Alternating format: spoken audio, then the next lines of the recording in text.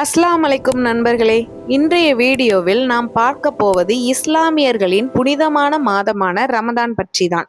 ரம்ஜான் என்பது வெறும் நோன்பு மாதம் மட்டும் கிடையாது. இது ஒரு ஆன்மீக சுத்திகரிப்பு மாதம். அல்லாஹ்வின் அருள் மற்றும் மன்னிப்பு பெறும் மாதம். மன அமைதி, பொறுமை, தியாகம் கற்றுக் கொடுக்கும் ஒரு சிறப்பான காலம். ரம்ஜான் நோன்பு எப்படி இருக்கிறார்கள்? ரம்ஜான் மாதத்தில் முஸ்லிம்கள் ஒவ்வொரு நாளும் வைகறை நேரத்திற்கு முன் ஜஹூர் என்ற உணவை உட்கொள்வார்கள்.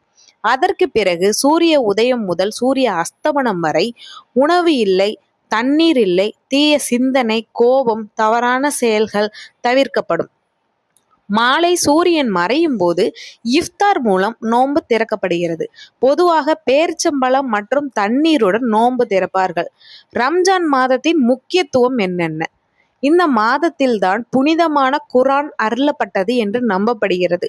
இந்த மாதத்தில் செய்யும் நல்ல செயல்களுக்கு பல மடங்கு நன்மை கிடைக்கும். ஏழை எளியவர்களின் பசி உணர்வை புரிந்து கொள்ளும் மனதை இது வளர்க்கிறது. ரம்ஜான் நமக்கு கற்றுத்தருவது என்ன?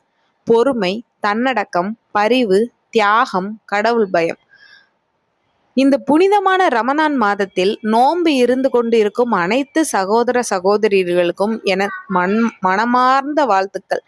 அல்லாஹ் உங்கள் நோன்புகளையும் தொழுகைகளையும் ஏற்றுக்கொண்டு உங்கள் வாழ்க்கையில் நிம்மதி, ஆரோக்கியம், வளம் அருள்வார். Ramzan Mubarak.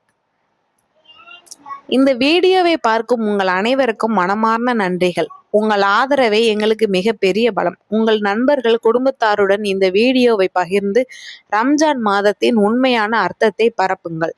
Like, share, comment, subscribe பண்ணுங்க. மீண்டும் சந்திப்போம் இன்னொரு அருமையான வீடியோவில். அஸ்ஸலாமு அலைக்கும்.